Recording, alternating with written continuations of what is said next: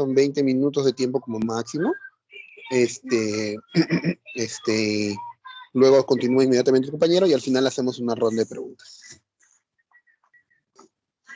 Listo. Listo. Comenzamos, Carla. Te escuchamos. Bien. Buenas noches, doctor. Buenas noches, compañeros. El día de hoy vamos a presentar el seminario Jason y yo, y vamos a hablar sobre heridas y cicatrización. Empezando con heridas, es importante primero saber, o repasar, mejor dicho, la histología y la fisiología de la piel. Siguiente, por favor. Bien, por ello tenemos como objetivos revisión de la histología y fisiología de la piel, comprender la clasificación de heridas, saber cómo actuar frente al tratamiento de las heridas y comprender los principios básicos del tratamiento de heridas. Siguiente, por favor. Bien, por ello este es el presente contenido y vamos también a hablar sobre un artículo de actualización para poder estar más informados. Bien, en cuanto a la histología y la fisiología. Sabemos que la piel se va a dividir en 3 capas: epidermis, dermis e hipodermis. La epidermis va a tener 2 tipos de células, tanto los queratinocitos y las células no queratinocitas, o también llamadas células dendríticas. En ellas vamos a ver que los queratinocitos se van a clasificar en capa córnea, capa lúcida, granulosa, espinosa y basal, como se ve en la imagen. Y esta clasificación va a ser tanto de la superficie hacia adentro: córnea, lúcida, granulosa, espinosa y basal. Bien, es importante saber también que dentro de la epidermis ya en la parte fisiológica, se van a dividir por 3 zonas: zona proliferativa, una zona de diferenciación y una zona funcional. La zona proliferativa va a estar asignada para una renovación celular, y la zona de diferenciación se va a encargar de la diferenciación y la maduración celular, y la zona funcional, que es la capa córnea, va a ser la formación de una capa córnea protectora y también de la eliminación celular. Bien. Siguiente, por favor. Bien. Ahora vamos a hablar sobre la definición de heridas. Existen varias definiciones, pero la que es más entendible es aquella que dice: es una pérdida de continuidad de la piel o mucosa producida por algún agente físico o químico. La primera definición que está en la imagen dice que las heridas son causadas por agentes externos que generan una solución de continuidad. Vamos a entender como solución de continuidad a una pérdida de la continuidad de la piel. Siguiente, por favor.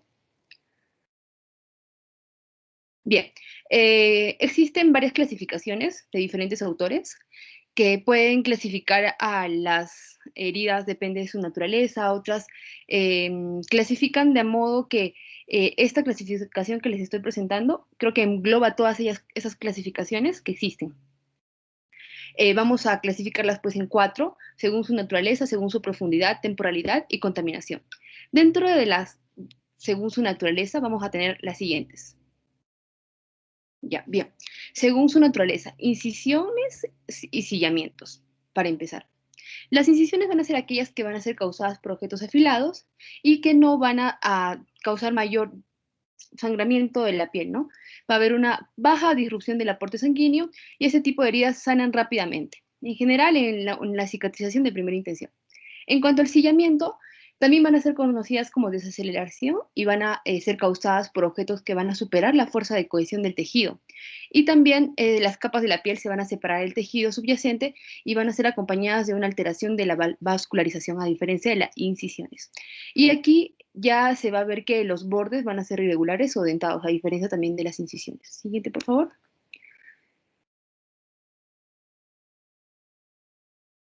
Bien, la siguiente clasificación es contusión y quemaduras. Bueno, perdón, dentro de la clasificación de según su naturaleza también vamos a encontrar la contusión y quemaduras. Las contusiones van a ser aquellas que la fuerza de aplastamiento va a generar una muerte celular inmediata y donde también va a haber un daño del suministro de sangre subyacente. Y aquí la causa va a ser una abulsión de nervios y vasos sanguíneos, asociándose con un mal pronóstico de reparación y revascularización de la herida. Bueno, las quemaduras van a tener su propia clasificación según su profundidad, apariencia, dolor y sensación del paciente, y generalmente van a ser causadas por el contacto de la piel con una fuente de calor. Siguiente, por favor. Bien, También dentro de la naturaleza vamos a encontrar las úlceras y las mordeduras. En las úlceras se va a ver una alteración del revestimiento epitelial que se va a formar gradualmente en los tejidos por diferentes etiologías internas. Y esta se va a clasificar dentro de una herida crónica.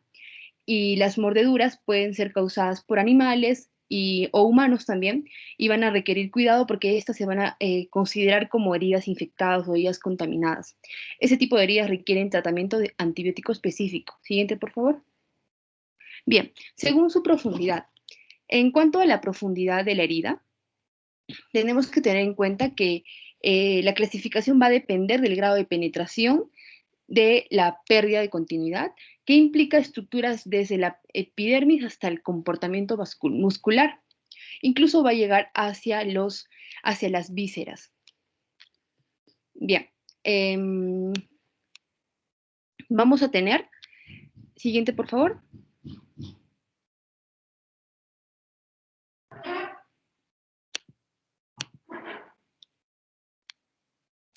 Ya. No veo las diapositivas. ¿Puedes regresar una, por favor? Mejor para la imagen, para así me puedan entender mejor. Ya, bien. En la imagen estamos viendo que la capa de la escoriación, que la primera capa superficial que se va a dañar va a ser la escoriación, se va a denominar escoriación, y va a abarcar la epidermis y la dermis. Estas heridas van a cicatrizar de forma completa e íntegra, y no van a dejar cicatriz. En la siguiente vamos a ver ya una herida superficial. Acá vamos a ver que se va a abarcar la epidermis hasta la hipodermis, como se ve en la imagen, y incluso puede lesionar la fascia superficial. La herida profunda va a comprender la epidermis y va a llegar hasta el músculo, y también va a haber lesiones de vasos sanguíneos. Y también, como está cerca de los nervios, también se van a lesionar ellos.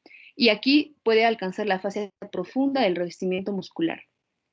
En cuanto a las heridas penetrantes, que es debajo de las heridas profundas, este tipo de heridas va a comprometer ya la epidermis hasta la fascia profunda subserosa. Y la perforante va a abarcar la epidermis hasta alguna víscera contenida en una cavidad. Y el empalamiento, que es otro término que también se usa, es toda herida penetrante que va a causar por un objeto inciso punzante, que de forma que va a de todas maneras quedar incorporado en el organismo, o sea, va a estar introducido en el organismo. Y son más frecuentes en pelvis, troncos y paladar. Bien, siguiente, por favor. También vamos a ver según su temporalidad. Siguiente, por favor. ¿Eso lo he explicado? Gracias. Ya, bien, según su temporalidad.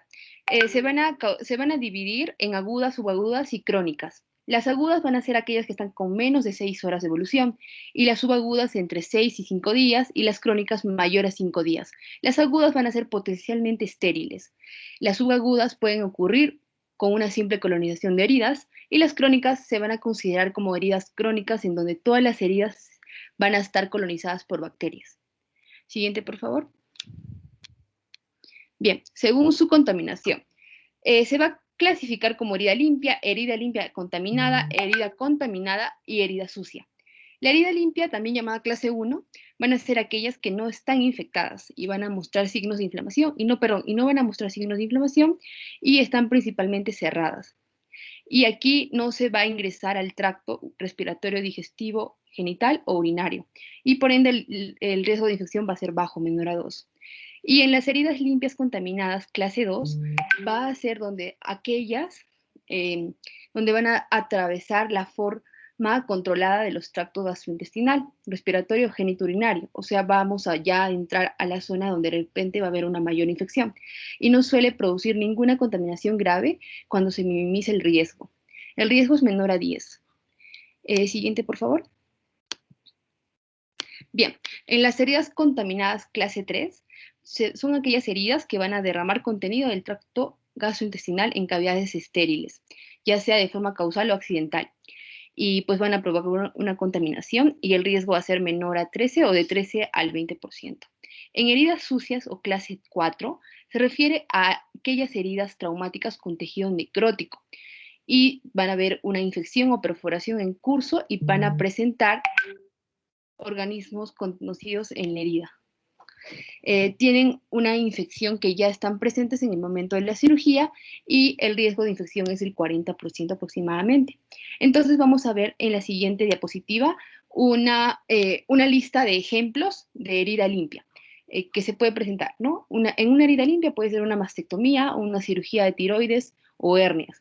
Una herida limpia contaminada es una colecistectomía o se puede presentar en una operación de Whipple, cirugía electiva de colon o gástrica, histerectomía y apendicectomía. Una herida contaminada se puede ver en una apendicitis perforada, derrame de bilis, perforación diverticular o heridas penetrantes o un drenaje de abscesos. Y la herida sucia, pues vamos a ver en la peritonitis fecales y necrosis de tejidos. Siguiente, por favor. Bien, ya habiendo entendido la clasificación de las heridas, vamos a proceder con el tratamiento. Y el tratamiento se va a definir como la curación satisfactoria de una herida que se va a producir por cicatrización de la misma. Y por ende, se tiene que abarcar por planos. Esta cicatrización tiene que ser por planos, de acuerdo a la histología de la piel, como se ve en la imagen. Y eso ya se va a detallar más en el tema de cicatrización. Siguiente, por favor. Bien, van a haber dos tipos de cicatrización, por primera intención y por segunda intención. Yo les voy a dar un marco general sobre ello y ya mi compañera Jason va a detallar a profundidad, ya que es el tema que le corresponde. Ya, bien. La cicatrización por primera intención se va a realizar de forma inmediata. Es la más frecuente y se produce una cicatrización de mejor calidad en el menor tiempo posible. Y esta se va a realizar en las primeras 24 horas y cuando esta no está contaminada. A diferencia de la cicatrización de segunda intención o también llamada diferida, que se va a producir cuando el cierre se ha demorado más de 24 horas. Y también va a requerir un fritrich o un refresco de sus bordes previas a su sutura, o también el cirujano puede dejar a que se cierre sin su intervención, ¿no? Luego, puede producir una cicatrización de peor calidad y tarda más tiempo en curar. Siguiente, por favor. Tenemos que tener en cuenta principios básicos del tratamiento de heridas. Uno de ellos es la antibiótico-terapia. No se ha demostrado que la antibiótico-terapia pueda funcionar como profilaxis. No hay evidencia publicada sobre ello. Sin embargo, se sabe que, como les he explicado, van a haber infecciones de acuerdo al grado de contaminación de la herida. Vamos a tener que dar tratamiento antibiótico-terapia. Entonces, la terapia con antibióticos no está indicada para todas las heridas y debe reservarse para las heridas que parecen estar clínicamente infectadas. Siguiente, por favor. Bien, en cuanto a la glucosa en sangre, bueno, no existe una clara evidencia que haya problemas si es que no se toma el perfil glicémico al paciente, porque como que no afecta directamente el potencial de cicatrización de las heridas. Sin embargo, en los pacientes inmunodeprimidos, como por ejemplo los diabéticos, tienen riesgo de desarrollar heridas crónicas, como sabemos, sin signos sistémicos, como son fiebre y leucocitosis. Por ende, es importante tratar de tomar el perfil glicémico para antes de curar una herida. Siguiente, por favor. Bien, en cuanto al desbridamiento de heridas, vamos a entender como desbridamiento de heridas aquella remoción del tejido muerto o dañado de una herida. Y las heridas que tienen tejido desvitalizado, contaminación o material de sutura van a ser propuestas para que éstas entren a un desbridamiento de heridas. Van a haber tres tipos, una por irrigación con líquido, otra por un desbridamiento quirúrgico y otro desbridamiento enzimático. Hay un error, disculpen. Es desbridamiento enzimático. Siguiente, por favor. Bien, en cuanto a los principios también básicos del tratamiento de las heridas, está el empaquetamiento de heridas. Aquí la forma correcta del empaquetamiento de herida es cuando en la herida vamos a observar una profundidad y esta va a tener seroma, o sea, va a haber un líquido que va a salir y necesitamos nosotros tapar ello para que haya menos contaminación. A ver, un segundo, por favor. Bien. Como les mencionaba, el empaquetamiento es importante por ello, y el empaquetamiento también puede ser una técnica de vendaje temporal eficaz, que va a servir cuando vamos a tener desbridamientos seriados planificados. Bien, esa es la forma correcta en la cual se debe hacer, es colocar una gasa estéril y para que ésta pueda absorber. Se dice en las guías que tiene que estar sumergida en solución salina para que pueda estar humedecida la zona. Siguiente, por favor. Bien, en cuanto al vendaje hemostático. El vendaje hemostático va a tener 6 pasos. El primero va a ser identificar y exponer la herida. Luego, en el segundo paso, vamos a localizar el sangrado activo y vamos a aplicar presión directa. Luego, en la tercera, vamos a retirar el apósito del paquete esterilizado que va a contener la gasita y luego vamos a proceder con el empaquetamiento de herida. Y esto se da generalmente cuando la herida es sangrante y es más activa. Luego, en cuarto paso, siguiente por favor, vamos a aplicar presión directa y firme en la herida. Y esto se recomienda que sea durante al menos 3 minutos o hasta que deje de sangrar. Y luego vamos a volver a evaluar cómo va la herida para asegurarnos de que el sangrado se haya detenido. Y finalmente vamos a aplicar un vendaje a presión para sellar el apósito sobre la herida. Siguiente, por favor. Bien, un artículo de actualización para poder informarnos un poco mejor cómo va la actualización en cuanto al tratamiento de heridas. Hay varios estudios que hablan sobre el plasma rico en plaquetas para el tratamiento de las úlceras del miembro inferior y también para aquellas úlceras que tienen compromiso del pie diabético, ¿no? Entonces, se ha estudiado que en una población se ha hecho un experimento, o bueno, hablando más técnicamente, se ha hecho un estudio piloto que ha sido diseñado de una manera prospectiva, casi experimental, con el objetivo de evaluar la seguridad y eficacia del plasma rico en plaquetas en cuanto al tratamiento de las úlceras vasculares de miembros inferiores, como por ejemplo el pie diabético. Y lo que se ha podido encontrar es que la aplicación del plasma rico en plaquetas sobre el lecho de las heridas vasculares y del pie diabético que no cicatrizan es una opción terapéutica segura y eficaz. Bien, siguiente por favor. Bien, antes de entrar a las conclusiones, me gustaría también detallar algunos puntos, como también es el factor de crecimiento. El factor de crecimiento es otra terapia que también se ha venido hablando últimamente bastante, que es donde se dice que se ha desarrollado factores de crecimiento humano recombinantes y se están investigando activamente para el tratamiento también de úlceras crónicas. Otros estudios también hablan sobre los fibroblastos que van a ser introducidos en la zona de la herida para poder también tener una mejor cicatrización.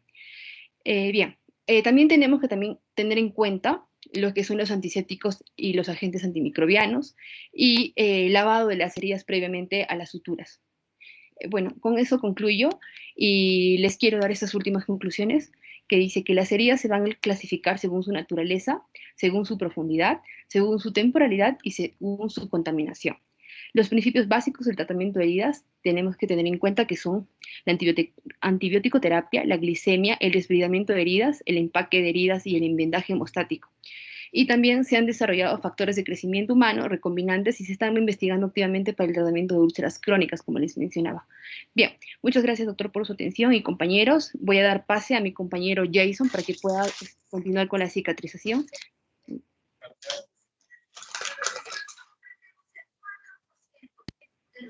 Sí, muy bien, muy buena exposición. Continuamos con Jason.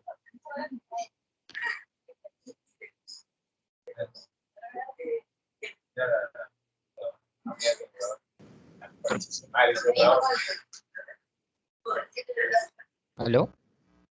Jason, ¿Se me escucha? se te escucha, pero no se ve la presentación. Ah, ok, doctor. Un momento. Creo que se cerró.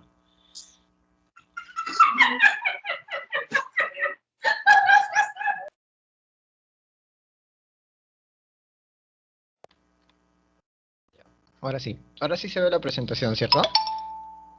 Sí, ahora sí. Tienes 20 minutos. Ya. Buenas noches, compañeros. Buenas noches, doctor. Yo voy a hablar acerca del tema de cicatrización. Voy a minimizar esto. Ya está. Aquí les presento el contenido de mi presentación. Dentro de los objetivos de la presentación, yo quiero hacerlos conocer las fases de cicatrización y las consecuencias en alguna de su alteración de esta. También quiero que entiendan, que comprendan acerca de los diversos factores que existen, tanto yo les he clasificado en factores intrínsecos como extrínsecos que van a determinar el proceso, la evolución de la cicatrización. También que conozcan los diferentes tipos de cicatrices y sus consecuencias clínicas, estéticas y funcionales que van a repercutir en estas. Bien, una definición, ya, una definición clara, concisa que he buscado, así muy difícil, dentro de la cicatrización es que este va a ser una cascada de procesos fisiológicos. Hay que recordar que el cuerpo ante una lesión, ante una noxa, trata de regresar a la homeostasis, regresar la integridad en este caso si es una lesión en la piel, regresar a su integridad inicial. Y también hay que mencionar que es un proceso dinámico que está en constante evolución hasta que se dé esa homeostasis como tal. Hay que tener en cuenta que el objetivo de la cicatrización es, como ya mencioné, lograr la restitución de la integridad del tejido. Menciono en términos general tejido, ya que esta cicatrización no es algo netamente de la piel, es algo que también se dan en otros tejidos y órganos internos, ¿no? Pero básicamente es esto. Acá vemos el proceso de cicatrización normal. Vemos en este caso tenemos como ejemplo una cicatriz, una herida por primera intención, en el cual, por ejemplo, se pudo haber hecho con un bisturí. Vemos un tejido que vemos está ruborizado, está rojizo. Acá vemos luego el proceso de la cicatrización como ya entra una fase de epitelización. Aquí ya empieza un engrosamiento de sus bordes y finalmente ya como se restablece su forma, ¿no?, de la cicatriz. Se ve una cicatriz aplanada. Esta es la cicatriz ideal que nosotros buscamos, ¿no? Esto es un proceso normal. Ahora, para hablarlo un poco más a detalle, ¿no?, con respecto a las fases de cicatrización, en diversas literaturas van a encontrar que estas lo van a dividir en 3 fases, otras en 4 fases, pero por temas académicos, didácticos, yo lo he separado en 4 fases. Una fase principal hemostática, una fase inflamatoria, una fase de proliferación y una fase de remodelación. En la fase hemostática, básicamente se va a iniciar cuando se inicia lo que es la injuria, la lesión, en este caso durante los 5 a 10 primeros minutos, el cual va a iniciar con una vasoconstricción de la lesión, cuya finalidad va a ser detener el sangrado y además acá también va a actuar lo que es la hemostasia tanto primaria, con la formación del tampón plaquetario, tampón blanco, y posteriormente con la hemostasia secundaria, con la formación del tampón rojo, ¿no?, con la inclusión de los factores de coagulación, ¿no? Con la finalidad, como les mencioné, de parar el sangrado, evitar el sangrado. Inicialmente, como dije, hay una vasoconstricción. Posteriormente a esta fase se va a iniciar la fase inflamatoria. En la fase inflamatoria ya empieza un proceso de vasodilatación. Como ya se detuvo el sangrado, entonces aquí lo que hace el siguiente paso es que las arterias, los vasos, los capilares en dicha lesión se dilatan, con la finalidad de que a esta lesión puedan llegar los polimorfos nucleares y estos actúen como nuestra primera línea de defensa para contener los diversos patógenos que se puedan encontrar dentro de estas. Estos se van a ver involucrados dentro de las 6 primeras horas de los polimorfos nucleares. A su vez, estos van a enviar señales para atraer a los monocitos de la sangre hacia la lesión, y cuando estos monocitos lleguen a la lesión van a terminar transformándose en lo que son los macrófagos. Los macrófagos van a ser una parte fundamental en el proceso inflamatorio, que van a fagocitar cuerpos extraños, van a fagocitar ciertos patógenos, van a controlar dicha infección en el caso de que se diera, ¿no? Los macrófagos, además, a su vez también va a ser muy importante, porque estos a su vez van a estimular la proliferación o la aparición de los fibroblastos. Y a su vez también me va a estimular lo que es el proceso de angiogénesis, ¿no? Y esto me va a dar inicio a la tercera fase de proliferación. En la fase de proliferación tenemos una subfase, la primera que va a ser la fase de granulación. La fase de granulación, como ya les mencioné, va a iniciar con la presencia de los fibroblastos y va a iniciar a través con el proceso de la angiogénesis. Hay que mencionar que este proceso se va a iniciar a partir del tercer día o las 72 horas. La angiogénesis va a ser muy importante porque ese tejido dañado necesita un mayor aporte de sangre, cuyo objetivo principal va a ser el suministrar oxígeno, suministrar los nutrientes que se requieran para este proceso de cicatrización, lo cual esta angiogénesis se va a ver reflejada a nivel macroscópico con lo que es el tejido de granulación. Como vemos aquí, como vemos en la lesión, una zona que es granulosa, es rojiza, brillante, y tiene forma como que así de fresa, una textura como de la fresa, la piel de la fresa, algo así. Entonces, este tejido de granulación va a ser muy importante para eso. Luego de este proceso de granulación va a iniciarse el proceso de epitelización, cuyo actor principal van a ser los queratinocitos. Los queratinocitos inicialmente van a migrar desde los bordes de la herida hacia la superficie del tejido de granulación. Este proceso, como mencioné, inicialmente migran desde los bordes de la herida, lo cual se va a iniciar desde a partir de las 6 primeras horas, o sea, estaremos diciendo que aparece desde aquí, ¿no? Empiezan a migrar y ya cuando llega el quinto día y ya terminaron su proceso de migración y cuando llegan ya a la superficie del tejido de granulación, empieza su fase de proliferación, que es a partir del quinto día, ¿no? El cual va a darle también un aspecto macroscópico como ven aquí. No, esto ya va a ser esta fase de epitelización va a ser muy importante porque ya le va a brindar cierto grado de protección a esa herida a las infecciones, o también va a regular lo que es la pérdida de hidroelectrolitos, ¿no? Como en los pacientes, por ejemplo, que pierden demasiado estas capacidades al no tener la barrera natural que es la piel. Posterior a la epitelización tenemos la subfase de la fibroplasia. La fibroplasia se le considera esta como la multiplicación de manera excesiva, no, una multiplicación de los fibroblastos. Esta multiplicación de fibroblastos a su vez van a ser un componente muy importante porque a partir de estos fibroblastos se va a sintetizar lo que es el colágeno. El colágeno es importante porque me va a permitir darle una mayor fuerza tensil a la cicatriz para que tenga una mayor resistencia. Algo que olvidé mencionarles que aquí también está en en la subfase de granulación también ya se sintetizó lo que son los fibroblastos y a su vez estos también han sintetizado colágeno. Inicialmente el colágeno que produjo este fibroblasto fue el colágeno de tipo 3 y también hubo también una síntesis de la fibronectina. Este es inicialmente el colágeno de tipo 3. Posteriormente en la fibroplasia ya se deja de producir ese colágeno tipo 3 y ya se produce un colágeno más maduro, el colágeno de tipo 1, como vemos aquí. Y a partir de esto el colágeno tipo 1 va a tener un papel muy importante. Porque a partir de aquí ya ese colágeno tipo 1 es el que le va a dar la fuerza tensil a la cicatriz.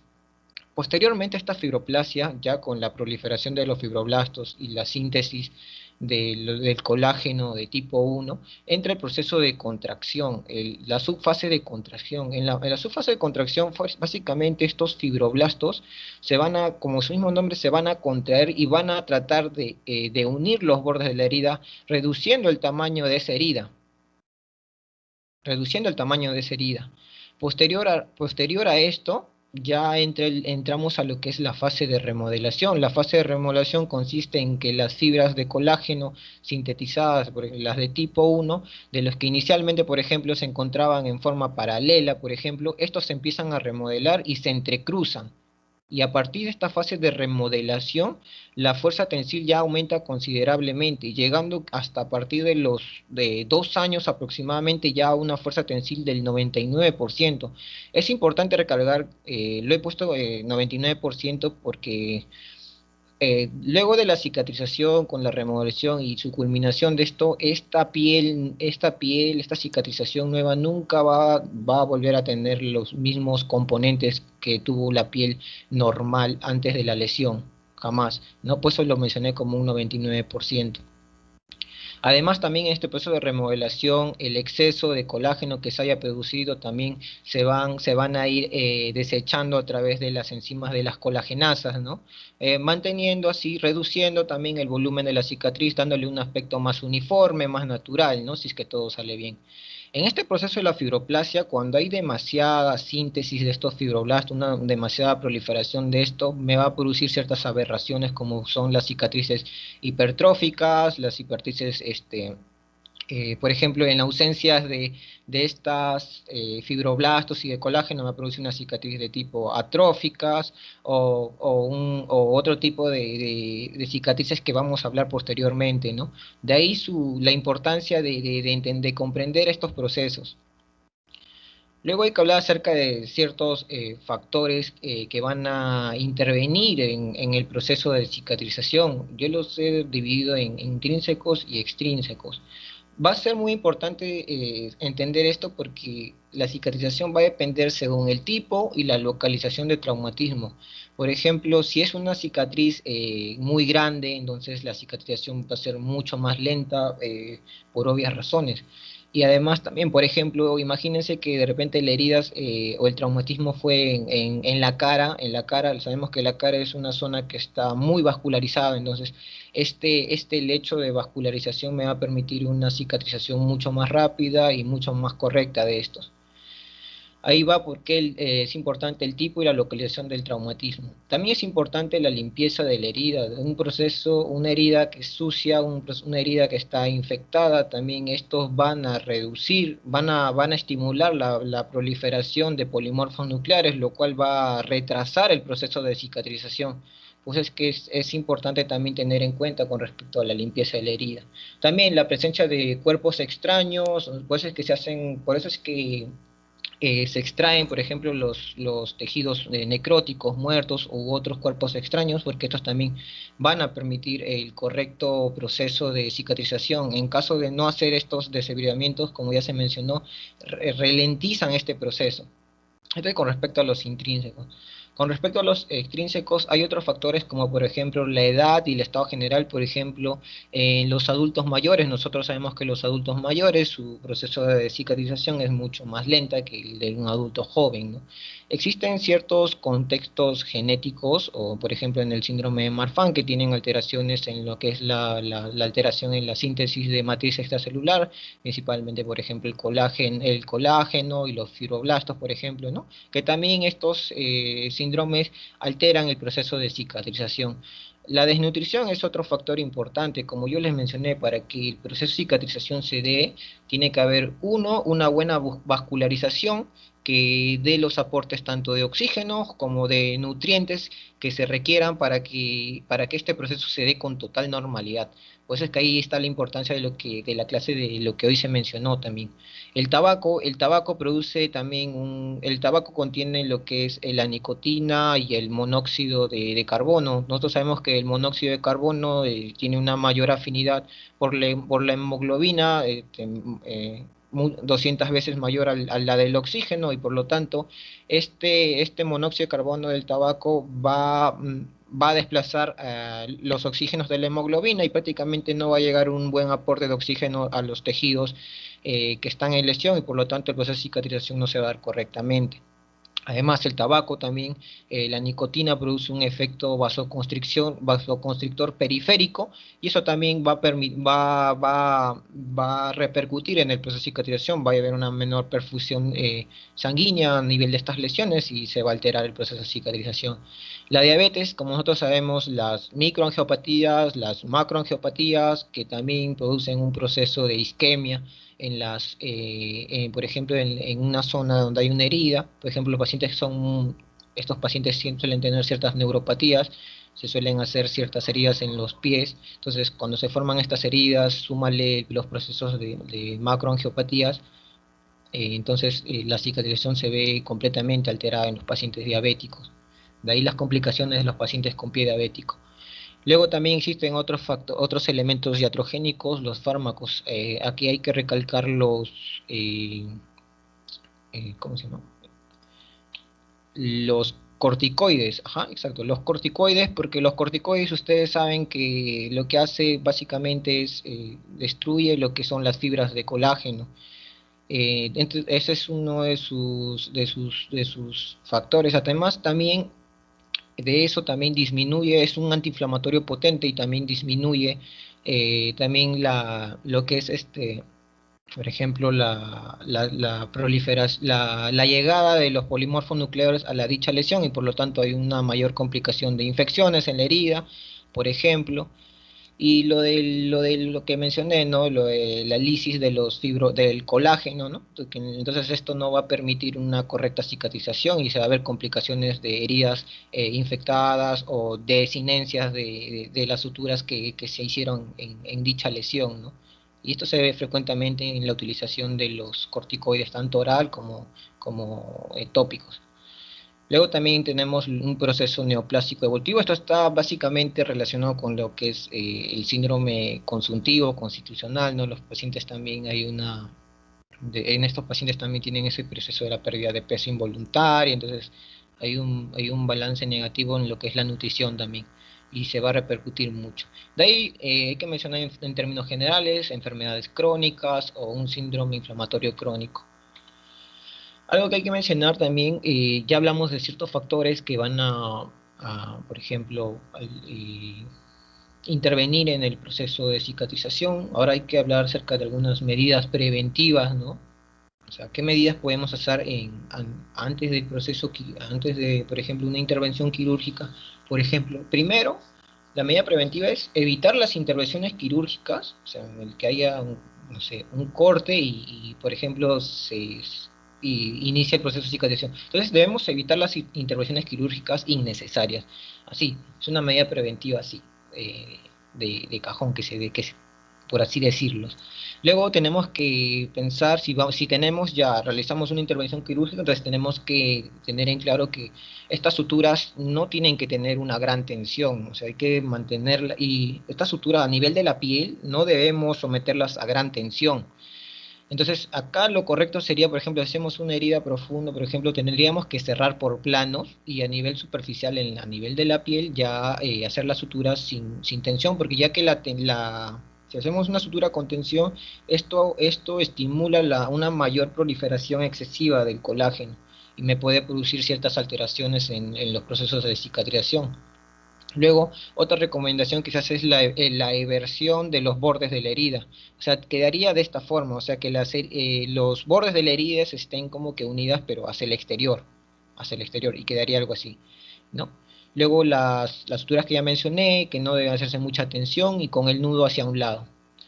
Luego también otra medida preventiva que también podríamos utilizar serían, por ejemplo, si vamos a hacer cortes, por ejemplo, alguna lesión, entonces hay que tratar de hacer que estas lesiones se den en líneas de menor tensión. O sea, estamos hablando de líneas donde hay, por ejemplo, las líneas de expresión facial, las líneas donde hay como que menor tensión. Entonces sería como que si vamos a hacer una incisión, hacerlas paralelas o dentro de estas líneas además de ser como que una incisión más estética, también me ayuda a que no se dé una alteración en el proceso de cicatrización. Y aquí vemos, esto se llaman las líneas de Langer, ¿no? Que vemos en las diversas partes del cuerpo, ¿no? Son líneas que nos sugieren dónde podemos hacer las incisiones para ver menos complicaciones.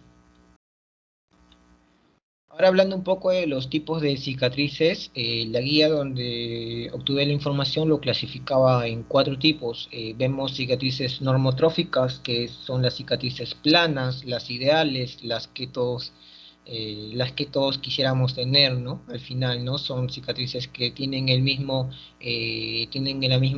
están al mismo nivel de la piel normal, ¿no?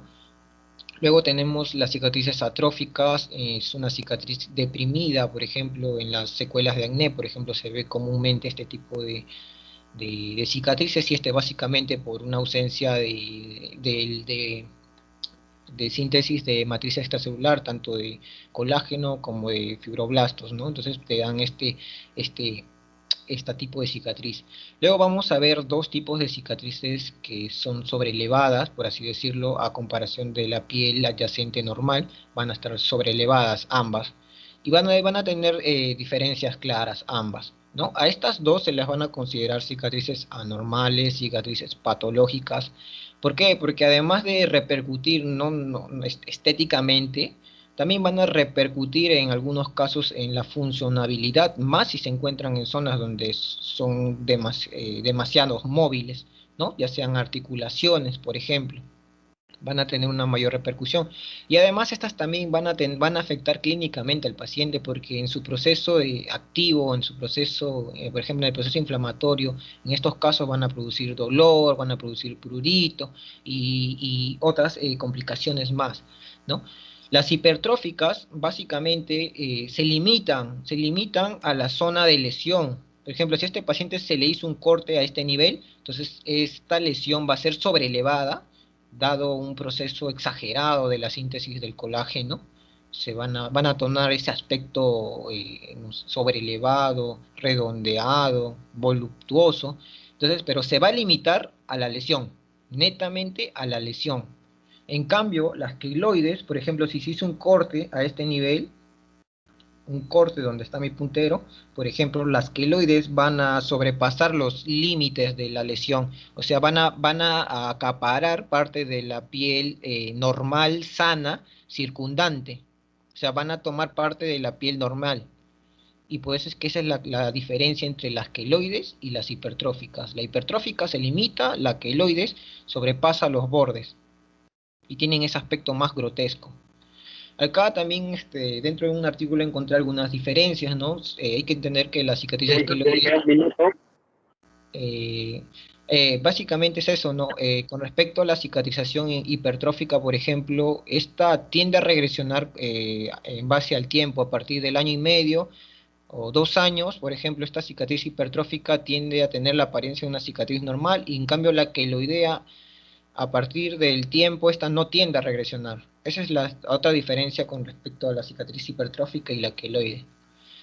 Luego acá les presento un caso clínico. Básicamente el caso clínico trata de una mordedura de serpiente en una niña de 4 años, por ejemplo. Vamos a ver, básicamente acá quiero que entiendan un poco del tratamiento de la cicatriz y una de sus complicaciones que le trajo este paciente. El paciente, por ejemplo, fue mordido a nivel del pie, cerca al cuarto dedo, en el dorso del cuarto dedo, y empieza lo que es un proceso de necrotización. La niña acude al hospital más cercano, al tercer día el dedo del pie, el pie se ve así, y también la niña empieza con lo que es un síndrome compartimental, un proceso inflamatorio demasiado exagerado que comprime vasos, arterias, como por ejemplo nervios, y acelera el proceso de necrosis, no solo de la zona lesionada, sino de la piel circundante. Entonces al paciente se le realiza una fasciotomía para descomprimir este síndrome compartimental, y aparte se hace el desdividimiento del herido, o sea, se retira material necrótico o algún cuerpo extraño, con la finalidad de acelerar el proceso de cicatrización. Entonces acá ya vemos al paciente después de la fasciotomía y el desdividimiento. Posteriormente, a los 2 meses, acá vemos el paciente fue enviado, dado de alta a su casa. El paciente no recibió ningún tratamiento de rehabilitación, ningún otro tratamiento adyuvante, y a los 2 meses, como vemos en este paciente, ya se aprecia lo que es el tejido de granulación, como yo ya les había explicado. Entonces el paciente teóricamente evoluciona bien, según lo mencionado en el artículo, y el paciente es el paciente después del año. Y acá hay una secuela muy importante de las cicatrices. Se le formó una cicatriz de tipo hipertrófico, una cicatriz sobrelevada que se limita netamente a la lesión. Y otra de sus complicaciones es que dentro del proceso de cicatrización hubo una contractura exagerada, una contractura exagerada de la herida y esto trajo como consecuencia la contractura del cuarto dedo, llevando una extensión exagerada. Entonces, los médicos de este hospital lo que refirieron es que este cuarto dedo es totalmente infuncional y dado que es el cuarto dedo no influye mucho en lo que es en cómo el paciente se para ni alguna alteración en el equilibrio, entonces refieren que este dedo tiene que amputarse. Entonces los padres al recibir dicha noticia sugieren una segunda opinión de otro experto, entonces el paciente acude a otro centro y el centro lo encuentra así el dedo, ¿no? Como ven aquí, una contractura exagerada de la cicatriz, una cicatriz hipertrófica, y entonces al ver dicha lesión lo que hacen es, deciden realizar una revisión de la cicatriz. La revisión de cicatriz consiste en reconstruir la zona de lesión de la piel que estaba contracturada, ¿no? Entonces lo que se hace básicamente en este paciente es la liberación de una exéresis de la cicatriz y se hace la liberación por planos, ya sea de la piel, del músculo, de los tendones que estaban contracturados para liberar el cuarto dedo. El cuarto dedo es fijado con una aguja de Kirchner para mantenerlo en esa posición y que no se deforme y que no se contraiga como anteriormente pasó, para que quede en esa forma, devolviéndole su posición funcional. Y a partir de este proceso, como ya acá el proceso está sobre un tejido muscular y tendones, se le recomienda que también cicatrice de manera normal, pero esta vez se le va a aplicar un injerto al paciente, un injerto. Pero para aplicar el injerto necesitamos que este proceso de cicatrización llegue a lo que es el tejido de granulación, como ya había mencionado. El tejido de granulación es un proceso altamente vascularizado, el cual va a permitir que sobre este lecho, cuando se aplique el injerto pueda sobrevivir, porque el injerto también requiere de vascularización para sobrevivir. Así como está, no se le puede aplicar el injerto directamente, porque el injerto prácticamente no sobreviviría, se necrosaría de manera inmediata. Entonces le colocan al paciente un apósito a presión negativa, lo cual va a estimular el proceso de angiogénesis y va a absorber lo que es cualquier exudado que se forme. Posteriormente a esto, también al paciente, después de aplicar el apósito a presión negativa durante los 3 primeros días, se le aplica lo que es un apósito, un material sintético de piel. También para... Jason, ya estamos fuera de hora, vamos terminando. Sí, doctor, ya acabo. Entonces, lo que hace este apósito de piel sintética, lo que hace es también estimular el proceso de granulación, y una vez que ya está el cimiento, el proceso de granulación, sobre este ya se le va a aplicar el injerto. Posteriormente el paciente sigue dichas indicaciones, y acá vemos ya cómo el paciente, después de realizado el injerto en este caso, cómo el paciente ya cicatriza de manera estéticamente no se ve bien, pero se logró el objetivo principal, restablecer la funcionalidad del cuarto dedo del pie. El niño refiere que sí, puede mover el cuarto dedo y anatómicamente, funcionalmente, el cuarto dedo se encuentra bien. Y así es como que el niño termina, ¿no? Cómo logran salvar este cuarto dedo, pues es que en el título se mencionaba salvar o amputar. Y entonces, dentro de las conclusiones, hay que mencionar que una cicatrización aceptable es aquella que devuelve a la normalidad tanto la anatomía y la funcionalidad del tejido, como vemos en el del caso clínico del paciente, el último que hemos visto. Se logró ese objetivo, anatómica y funcional. Luego tenemos que entender que el conocimiento y el proceso de cicatrización normal y patológica va a ser fundamental, ya que de este conocimiento dependerá el tratamiento que nosotros elijamos. También debemos evitar que el proceso de cicatrización se altere controlando los factores que intervienen en esto, como ya hemos hablado, tanto los intrínsecos e extrínsecos y algunas medidas preventivas que les había mencionado. Y bien, eso sería todo. Muchas Muy gracias, bien, doctor. muy bien, Jason. Quiero felicitar a los dos expositores. Han sido muy buenas exposiciones. Se nota que han investigado, que han leído el tema, tienen conocimiento del mismo, y eso es lo que se busca. Los seminarios en realidad son para eso, porque finalmente, además de buscar información, lo que se busca es entrenarnos en cómo poder brindar esa información. Bueno, a ver, vamos a comenzar con Jason, ¿no? Ya que ha terminado con la parte final, solamente le voy a hacer una sola pregunta a cada expositor, porque sus posiciones han estado bastante claras. Ha sido muy interesante el caso clínico que ha presentado Jason al final. Bueno, antes de hacerte la pregunta, solamente una pequeña acotación. Hablabas de contractura de la cicatriz. La cicatriz el término correcto no es contractura, es retracción, ¿no? Las cicatrices generalmente se retraen, lo que se contrae son los músculos. Las cicatrices retráctiles pueden contraer músculos, pero las cicatrices esencialmente no se contraen, se retraen o son retráctiles. Bueno, a ver, con respecto al tema del proceso de cicatrización, habías hablado con respecto a las cicatrices hipertróficas y a las cicatrices queloides. ¿Tienes alguna noción con respecto al tratamiento que se le puede brindar a este tipo de cicatrices? ¿Es necesario brindarles tratamiento? No, el tratamiento netamente es por un tema estético o también funcional. ¿Puedes decirnos algo al respecto? Sí, doctor, existen diferentes tipos de... Un momentito, ya. Sí, doctor, existen diversos tipos de tratamiento dependiendo del grado de severidad de estos. Por ejemplo, unas cicatrices hipertróficas o queloides, por ejemplo, si no hay contractura.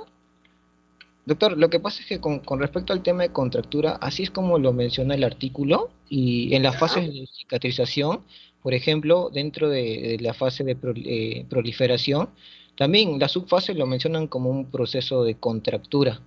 Pues es que ¿De qué? de la cicatriz.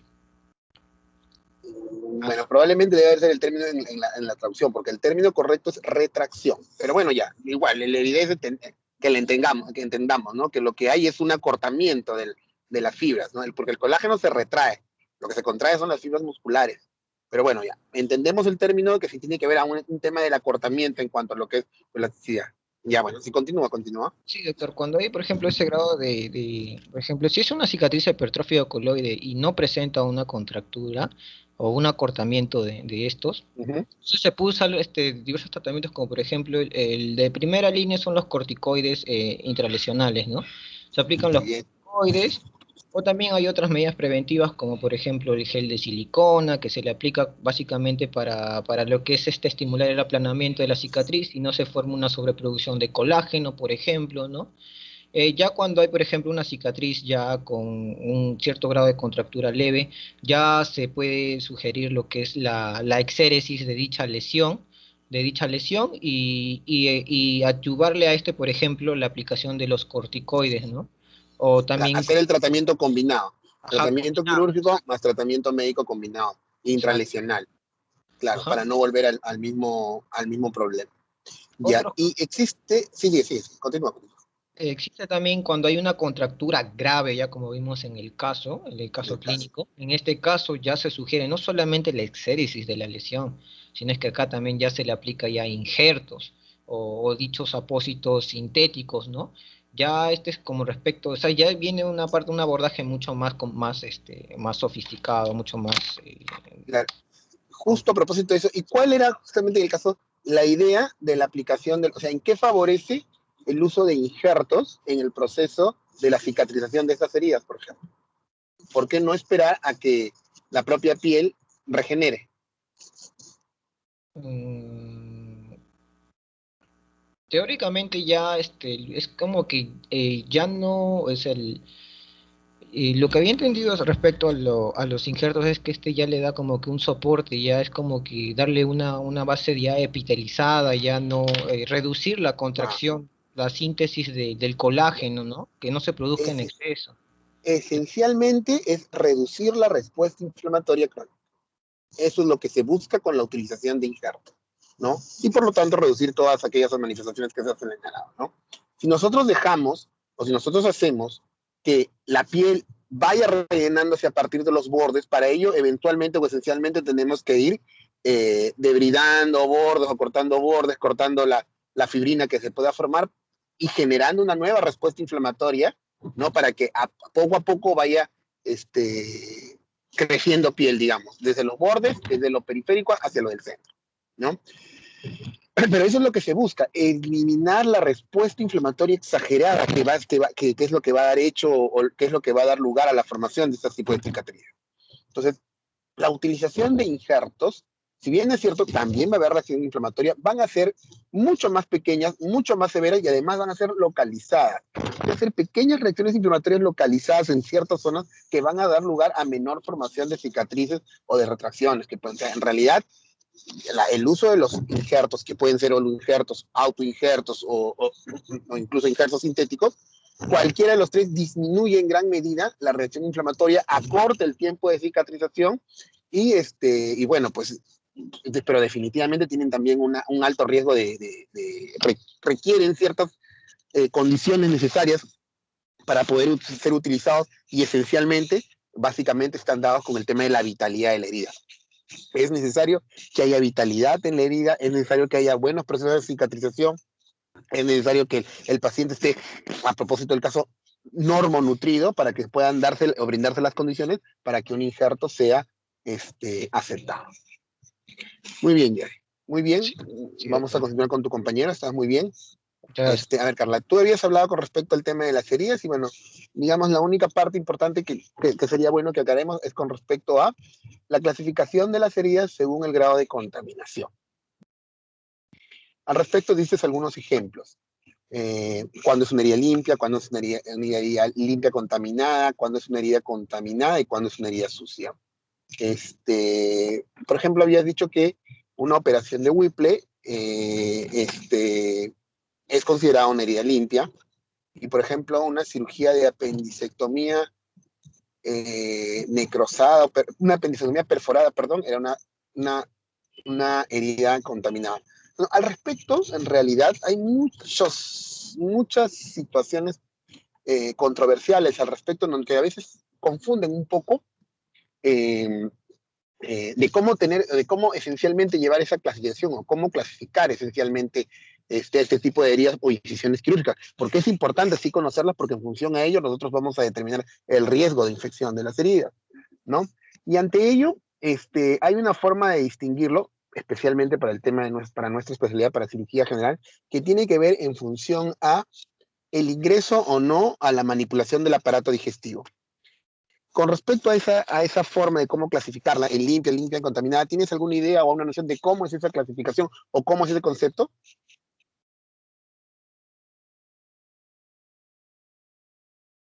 Bien, doctor, respecto a la clasificación de las heridas de contaminación o según su contaminación, entiendo que va a ser contaminada cuando ellas van a estar en contacto con el aparato digestivo, el tracto gastrointestinal o génito urinario.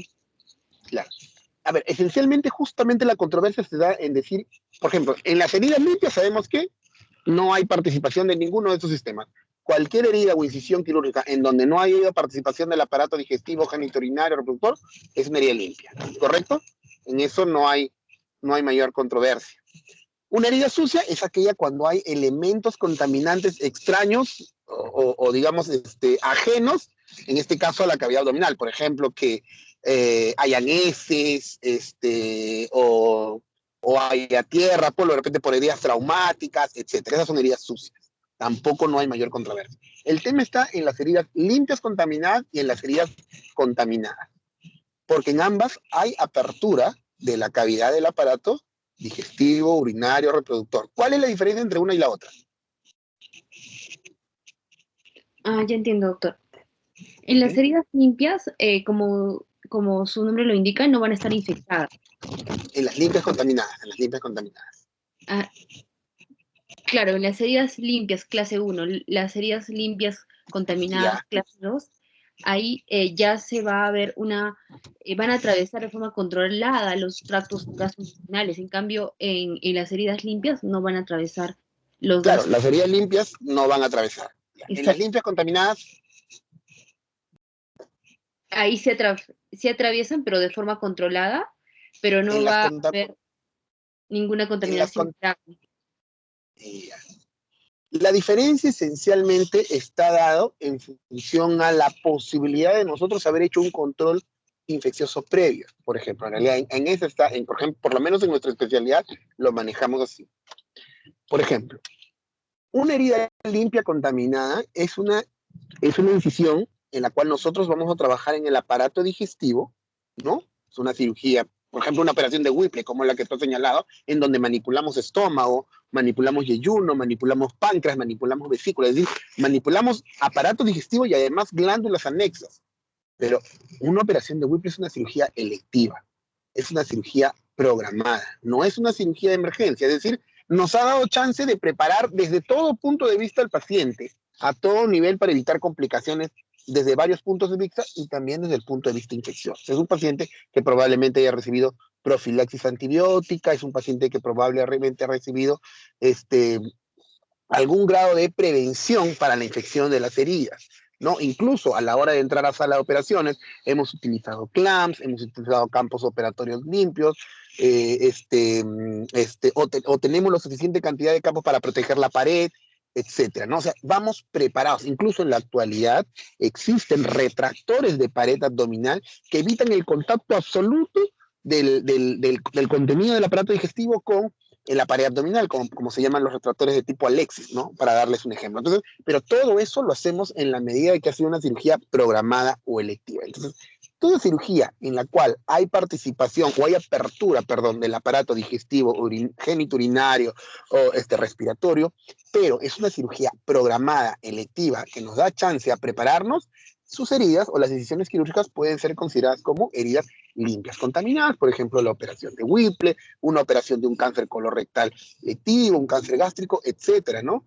Cirugías incluso mucho más complejas. Pero aquellas cirugías en las cuales no ha habido esa chance, el paciente llega a la emergencia y tenemos que meterlo a operar porque si no, pues se pone en compromiso su vida, como por ejemplo una apendicitis aún no siendo complicada, ojo, a una apendicitis en la cual digamos, están apenas en la primera o la segunda fase flemonosa, debe ser considerada la herida, y así lo manifiesta y así lo señala la Academia Americana de Cirugía, debe ser considerada como una herida con incisión contaminada. Nosotros debemos manejar en nuestro concepto que ese paciente de todas maneras tiene un muy alto riesgo de infección. ¿Por qué? Porque ese paciente no recibió profilaxis antibiótica, no sabemos o no conocemos cuál es el estado nutricional del paciente, no sabemos cuál es su estado inmunológico, entras en una sala de emergencia, no es lo mismo que una sala de cirugías selectivas. Para comenzar, probablemente no contemos con esos retractores de tipo Alexis. Si bien es cierto, adoptamos en sala de operaciones todas las medidas, a veces la necesidad de tener que salvar la vida de un paciente nos hace de que tengamos que algunos pasos quirúrgicos tener que saltarnos y eso pues involucra un mayor riesgo de contaminación de las heridas, ¿no? A veces no tenemos la suficiente cantidad de guantes, por ejemplo, incluso para cambiarlo. Entonces, esencialmente un concepto que a ustedes los va a ayudar a diferenciar que están ante una cirugía limpia contaminada de una contaminada, digamos la de clase 2 con la clase 3, la diferencia esencialmente está en esa. Las pacientes con heridas limpias contaminadas, generalmente hay apertura de pared, perdón, hay apertura de aparato digestivo, respiratorio, genitourinario, como dice Carla, de forma controlada. ¿Y a qué nos referimos controlada? Generalmente son cirugías electivas, cirugías programadas, cirugías donde hay una preparación y una prevención. Mientras que las cirugías contaminadas no hay esa posibilidad, ¿no? Son generalmente cirugías de emergencia, cirugías en las cuales los pacientes entran a sala de operaciones,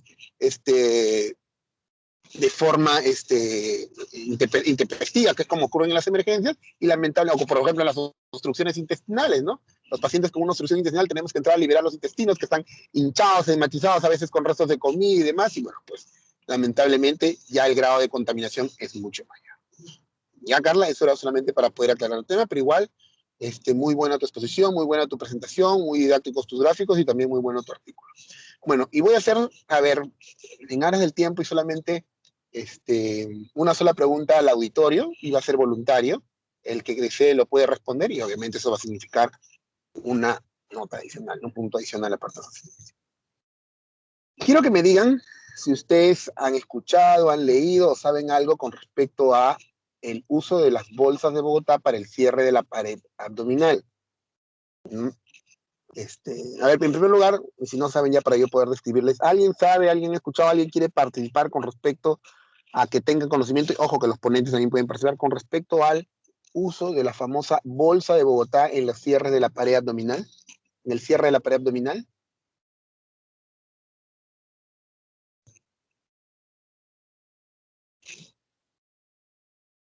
¿Nadie? ¿Nadie dice yo? Ya, lástima.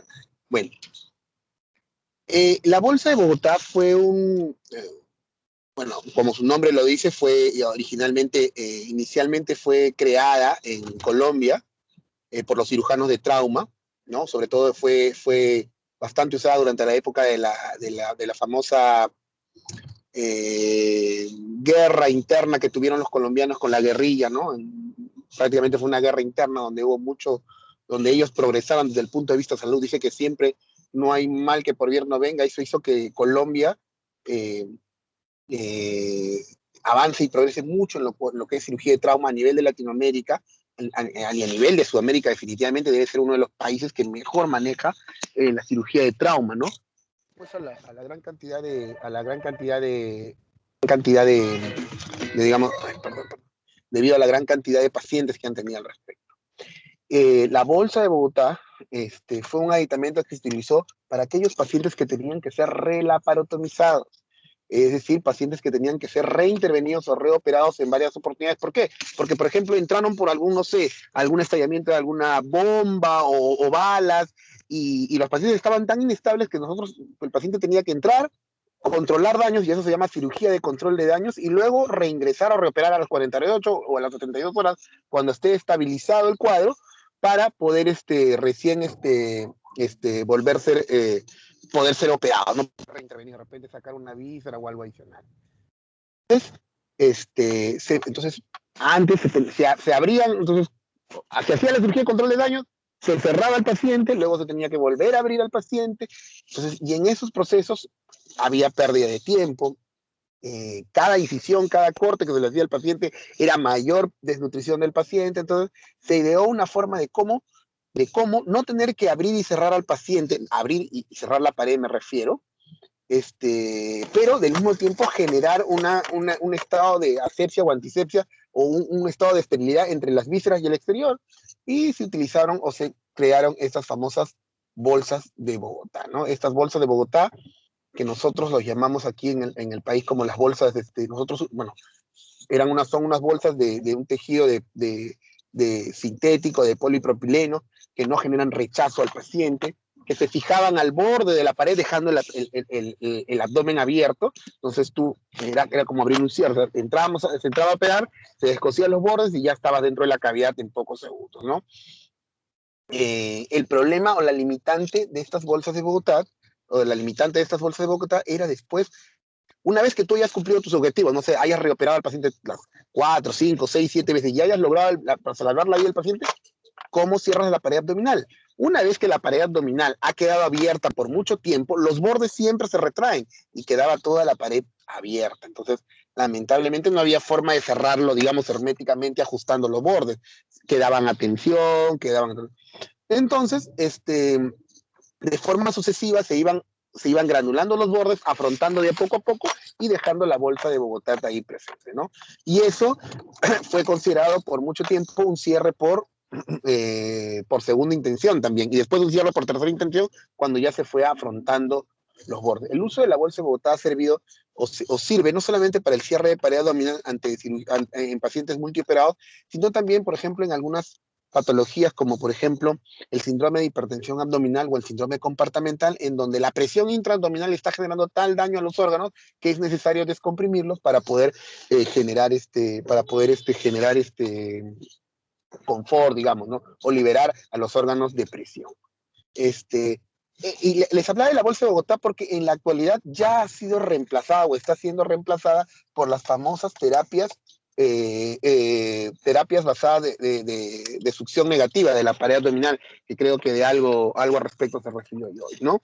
Que son terapias que en la actualidad se basan en el uso de unas pequeñas bombitas, unos pequeños motores que jalan o que absorben a través de unas esponjas y van buscando y van acortando, bueno, van acelerando más bien los procesos de cicatrización al mantener una herida lo más seca posible y lo menos exudada posible. Entonces, es probable que gracias a estas terapias de succión de las heridas desaparezca la Bolsa de Bogotá que tanto bien nos hizo, que tanto nos ayudó. Nosotros utilizamos una Bolsa de Bogotá, le digo accesoria, porque es como no tenemos específicamente ese material que utilizan en las bolsas de Bogotá, utilizamos las sondas las ondas de orina, las bolsas colectoras de orina para cubrir la pared, nos ha ayudado un montón, nos siguen ayudando hasta la actualidad, pero felizmente al Perú ya llegaron esas terapias de succión negativa que nos han ayudado mucho en el cierre de las paredes, solamente para que puedan conocer un poco al respecto. Muy bien, jóvenes, de esta forma damos por terminado el seminario. Creo que todavía nosotros nos encontramos, si no me equivoco, en la tercera semana o en la última, con los temas de cirugía bariátrica y de cáncer gástrico. No sé si tienen alguna duda, pregunta o consulta. Doctor, yo tenía Sí. con respecto... yo soy el alumno que no respondió al inicio de la asistencia, doctor. Lo que pasa es que ayer hice Sí, limpieza sí. de computadora y no conecté Ya, el cable del micrófono. sí veía que que tu micrófono se abría, pero que no te escuchaba. No, pero sí te puse asistencia, no te preocupes, Jason. Ya, muchas gracias.